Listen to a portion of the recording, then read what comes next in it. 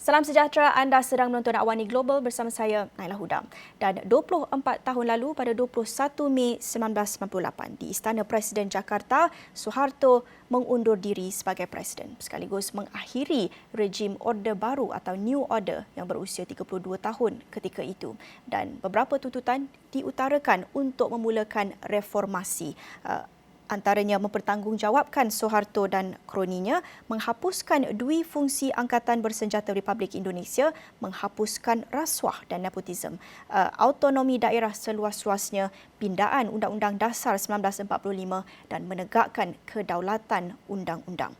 Namun, setelah berpuluh tahun sejak reformasi pada 1998, cita-cita reformasi kini menjadi persoalan. Dengan kita lihat pada masa yang sama gerakan reformasi dikorupsi mendapat momentum dalam beberapa tahun yang lepas. Jadi, selepas 24 tahun, di manakah demokrasi Indonesia sekarang? Apa cabaran-cabaran bagi Indonesia untuk memperkukuhkan dan melindungi demokrasi di negara itu? Sudah bersedia untuk ceritakan lebih lanjut tentang sejarah reformasi di Indonesia selepas 24 tahun, Dr. Suko Widodo dari Universitas Airlangga. Terima kasih kepada Dr. Suko sudi bersama saya dalam Awani Global. Pertama sekali, bagi generasi muda di Malaysia dan bagi saya sendiri tidak mengikuti dan tidak dapat menyaksikan sejarah reformasi di Indonesia pada 1998. Boleh Dr. Suko terangkan sedikit apa yang berlaku ketika itu, apa faktor-faktor yang menjurus kepada reformasi ini? Terima kasih Naila. Hari ini 24 tahun reformasi di Indonesia. Nah, tidak banyak anak muda yang tahu bagaimana histori tentang reformasi itu. Tetapi pada intinya pada reformasi itu dipicu oleh semangat untuk mengganti presiden yang sudah 32 tahun memimpin. Nah, awalnya kondisi ekonomi yang sangat buruk, di mana dalam kurs rupiah itu $1 sama dengan 1.500, tapi pada bulan-bulan Mei, awal Mei sampai pertengahan Mei itu meningkat tajam sehingga rupiah terpuruk dan itu mempersulit ekonomi masyarakat, daya beli menurun dan ibu-ibu, mak-mak susah untuk mendapatkan makanan yang cukup. Nah, di situ bertemulah dengan mahasiswa yang selalu menginginkan perubahan dan sebetulnya lebih banyak peran ibu-ibu yang luar biasa waktu itu dan kemudian berbondong-bondonglah datang ke Senayan, ke parlemen dan kemudian meminta agar kala itu Presiden Soeharto untuk turun dan tepatnya pada tanggal 21 Mei Presiden Soeharto mengucapkan di depan massa mengatakan bahwa oke, saya siap untuk mengundurkan diri dan disitulah kemudian terjadi pergantian luar biasa dan sisa setelah Pak Harto dipilihlah wakilnya yaitu Profesor B.J. Habibie. Nah, pada tahun 2001 diadakan pemilu raya dan disitulah impaknya begitu banyak partai-partai bermunculan. Kalau sebelumnya hanya 3, nah setelah itu ada sekitar belasan partai yang mengikuti pemilu raya. Dimulailah reformasi seperti itu. Jadi 24 tahun pasca reformasi, di manakah Indonesia sekarang? Ya, setelah reformasi ada pergantian, terpilihlah Presiden Abdurrahman Wahid. Tetapi ternyata juga tidak sampai 5 tahun karena di tengah-tengah juga diputus dan digantikan oleh Megawati. Kemudian setelah Megawati 2 tahun setengah diganti pemilihan Pak Presiden Yudhoyono dan kemudian Pak Jokowi terakhir. Hal yang paling menarik dari reformasi adalah kebebasan sipil, kebebasan masyarakat untuk mengungkapkan mengekspresikan keinginan-keinginan, bertumbuhnya NGO, kemudian ada bebas media massa, mass media untuk mengkritik. Tetapi sebetulnya ini kemudian agak terlalu bebas sehingga bermasalah di bidang penanganan soal hukum, orang melapor ke sana kemari. Nah, tetapi yang dituntut dari reformasi di Indonesia itu sama dengan di Filipina, kasus Marcos dulu, di mana presidennya juga bertahun-tahun menjadi presiden dan kemudian didorong namanya people power. Reformasi dan people power di Filipina sama gejalanya karena melawan kekuasaan yang lama sekali. Tapi di Indonesia digantikan oleh tumbuhnya partai itu, tetapi sampai sekarang masih banyak harapan-harapan yang tidak tuntas dari tuntutan apa yang disebut dengan korupsi, kolusi, dan nepotisme.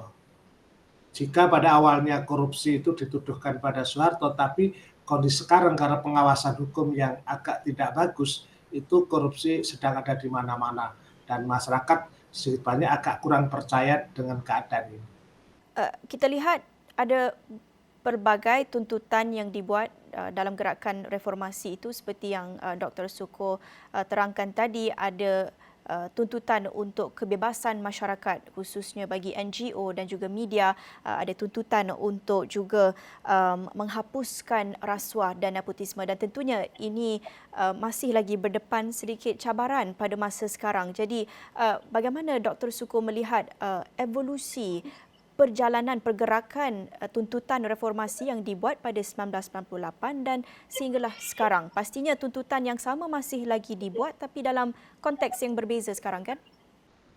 Ya, kalau pada tahun 1998 sebelumnya, maka hukum keputusan rasuah itu tidak terlalu dibuka, tidak terlalu dibongkar. Tetapi setelah reformasi banyak kasus-kasus rasuah yang bermunculan. Nah, ada dibentuk namanya Komisi Pemberantasan Korupsi yang itu punya daya daya kuasa kuat terhadap orang-orang yang korupsi.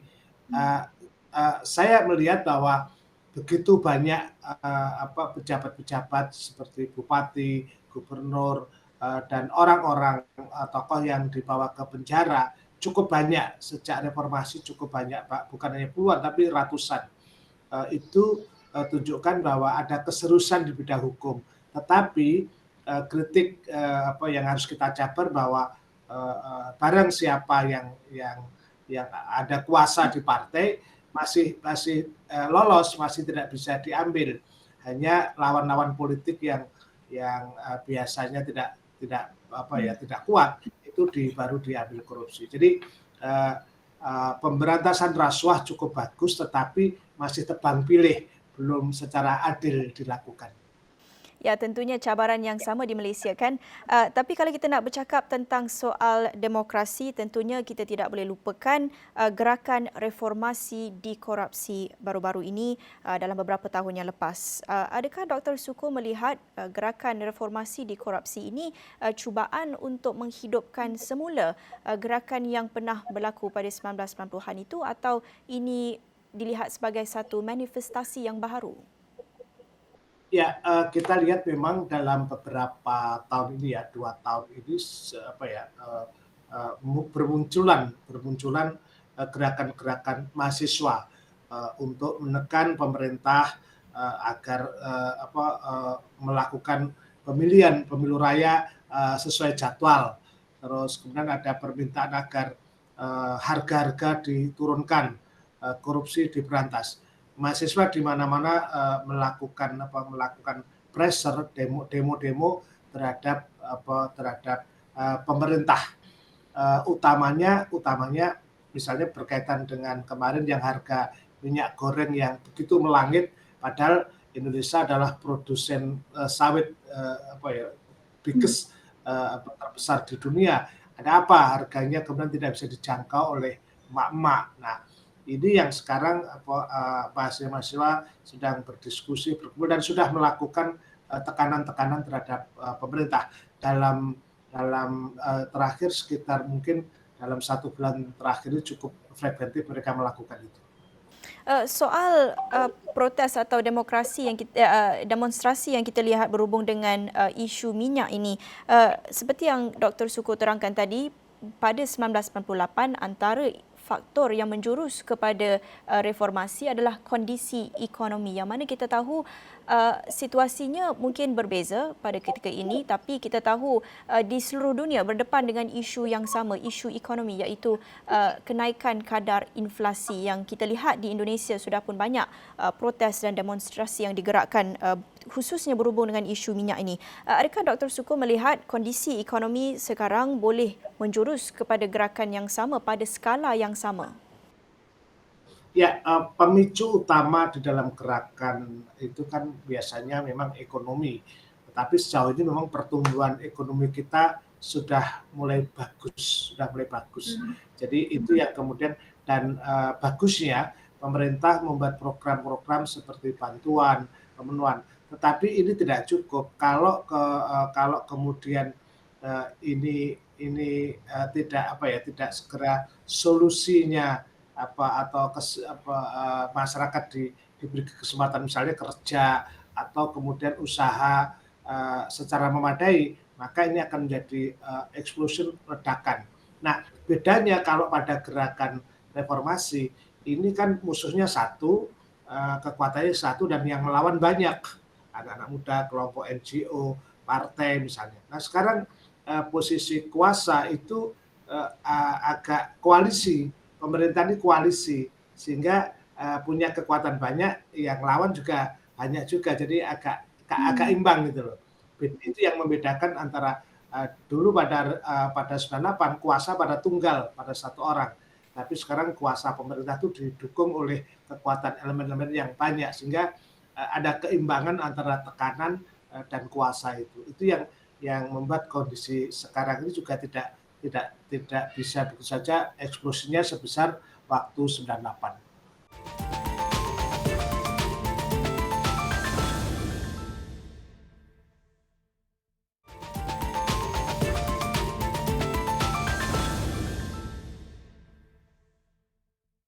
Banyak lagi yang kita nak sentuh tentang hal ekonomi. Tentunya menarik untuk dengarkan pandangan Dr. Suko mengenai Elon Musk, yang kita tahu satu topik yang cukup trending ketika ini. Tetapi sebelum itu, saya nak berbalik kepada hal demokrasi.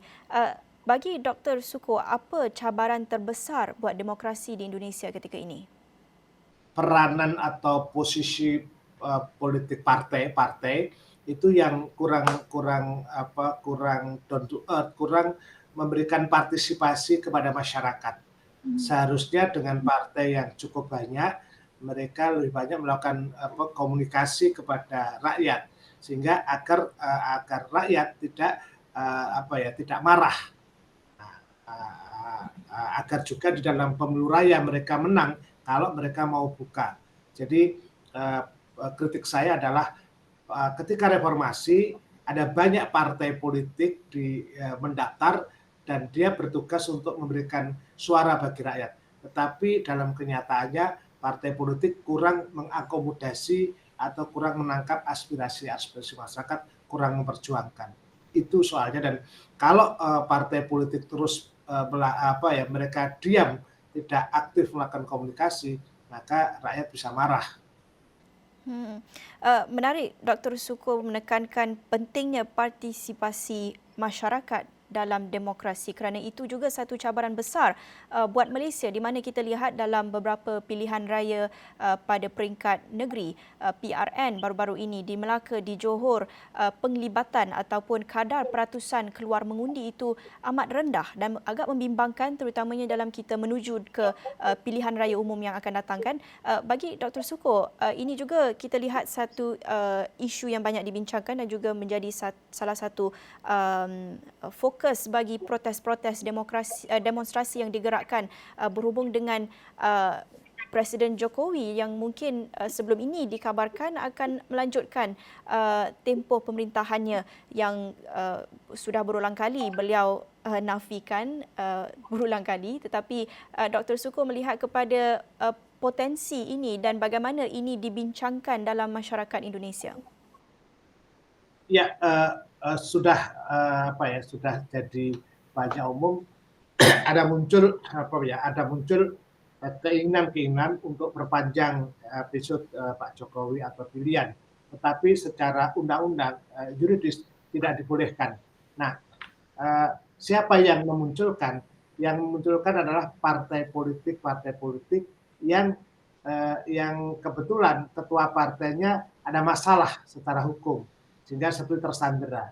Dan tetapi terus tekanan mahasiswa itu dan tekanan banyak orang beberapa tempo lalu kemudian menghentikan keinginan itu, sehingga kemungkinan untuk menambah episode sudah tidak mungkin saat ini.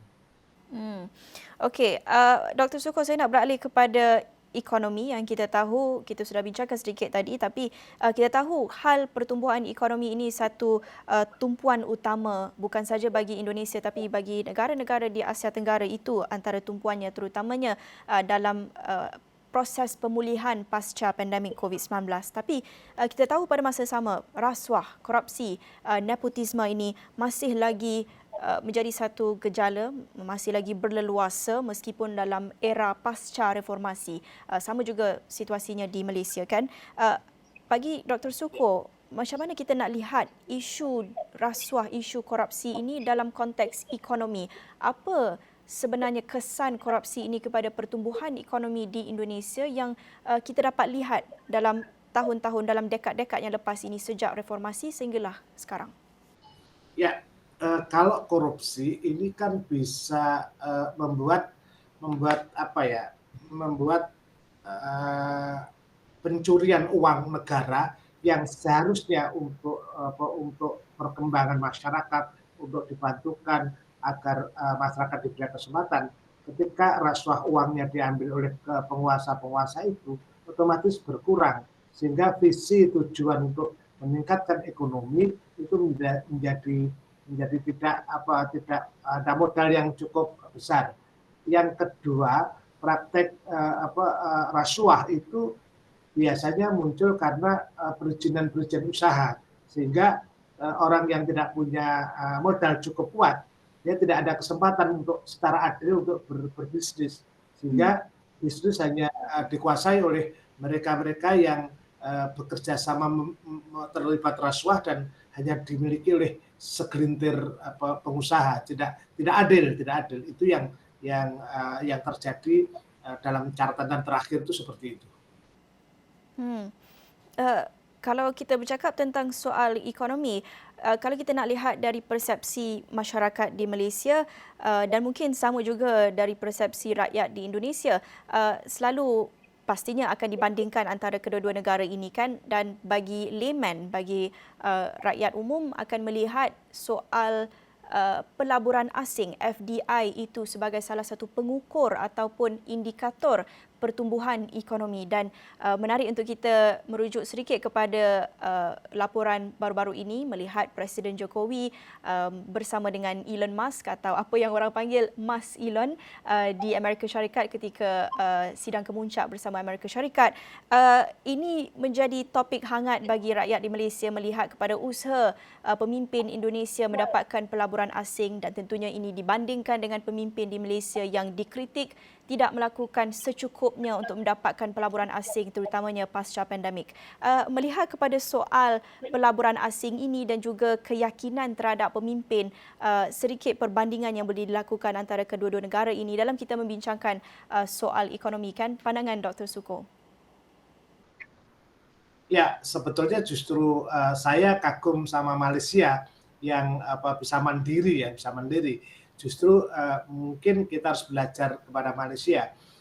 Di tempat kita yang dibutuhkan bukan Elon Musk, yang kita butuhkan adalah harga minyak goreng yang murah itu, sehingga rakyat bisa melakukan.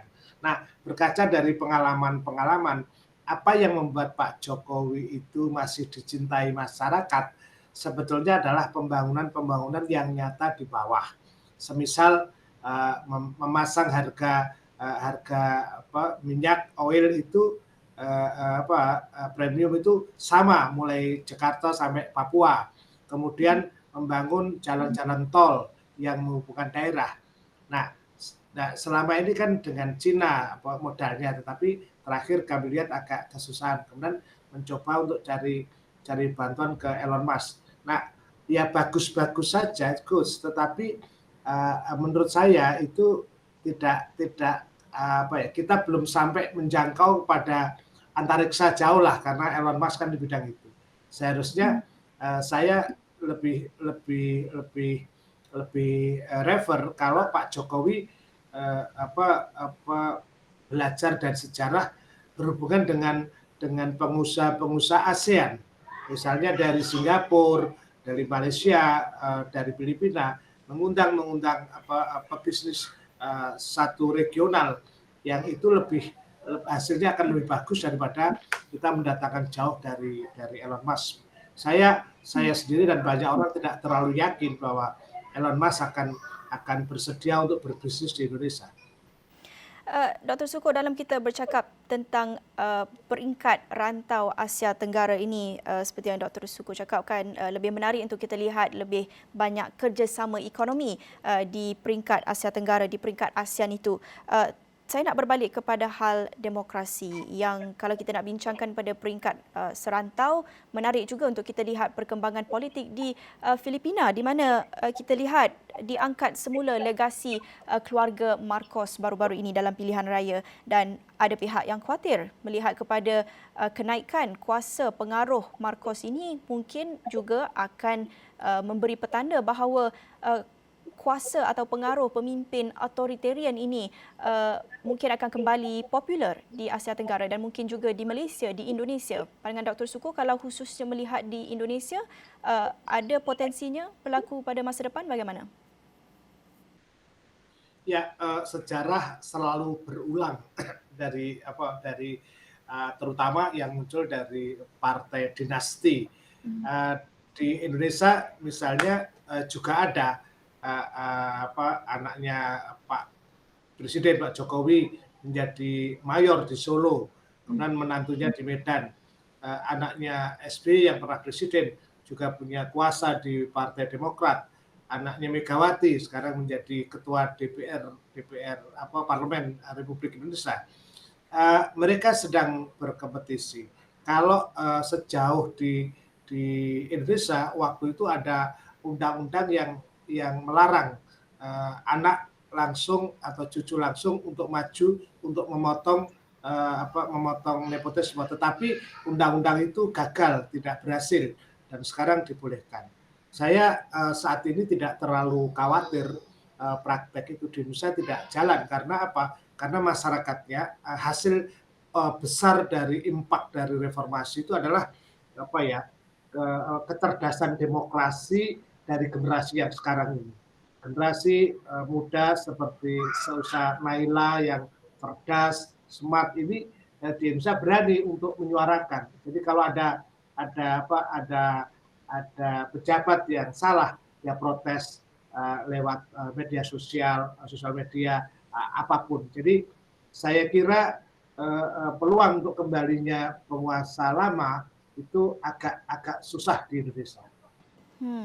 Jadi Dr. Suko, kita sudah menyentuh hal demokrasi, hal ekonomi, hal kerjasama pada peringkat ASEAN itu, kerjasama antara Malaysia dan Indonesia dan sebagainya. Kita nak lihat selepas 24 tahun pasca reformasi, bagi Dr. Suko, apa yang patut diutamakan bagi melindungi, mempertahankan demokrasi Indonesia? Ya, saya kira cara melindungi adalah partai politik harus belajar, harus mau mendengarkan suara rakyat, terutama kaum milenial. Orang-orang muda harus dilibatkan dalam proses pembuatan keputusan dan secara berkeadilan. Berbagai daerah juga diberi kesempatan secara adil. Ruang komunikasi, ruang diskusi, media-media seperti Astro Awan ini harus banyak diberikan kebebasan untuk mengutarakan pendapat orang. Dengan cara begitu penguasa akan hati-hati di dalam membuat kebijakannya. Media mainstream harus independen, jangan menjadi anak kuasa dari kekuasaan. Jadi saya sangat berharap di Indonesia ini ketika partai politik kurang melakukan, maka media-media harus menjadi sumber inspirasi, harus menjadi agent of change dari perbaikan-perbaikan demokrasi. Hmm.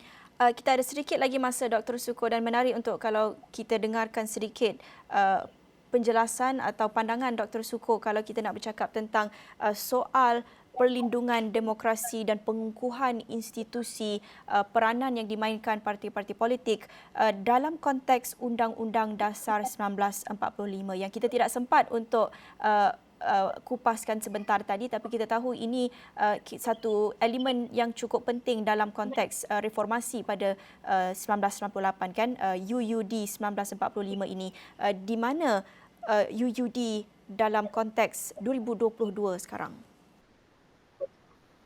Ya, di dalam Undang-Undang Dasar 45 yang menjadi basics utama negara state Indonesia adalah setiap orang berhak menjadi presiden, everyone. Nah, sekarang yang sedang masalah adalah ketika partai politik itu membuat regulasi untuk maju presiden harus disupport oleh 20% kekuatan. Nah, ini yang sedang menjadi masalah di Indonesia seperti itu. Khawatir kita bahwa undang-undang itu kemudian diabaikan oleh partai politik karena partai politik sekarang ini punya kuasa untuk mengatur state itu. Nah, yang akan menjadi protes dan sekarang menjadi protes bagi masyarakat adalah mengapa untuk maju presiden harus ada parliament threshold 20%. Mereka gugat itu dan ini sedang bergulir. Kita tidak tahu apakah 2024 nanti peluang orang begitu banyak atau hanya orang-orang yang berasal dari partai politik saja. Terima kasih kepada Dr. Suko Widodo dari Universitas Airlangga dan banyak yang kita nak kupaskan, tapi itu saja masa kita ada untuk Awani Global pada minggu ini. Bersama saya, Naila Huda. Kita jumpa lagi. Salam hormat.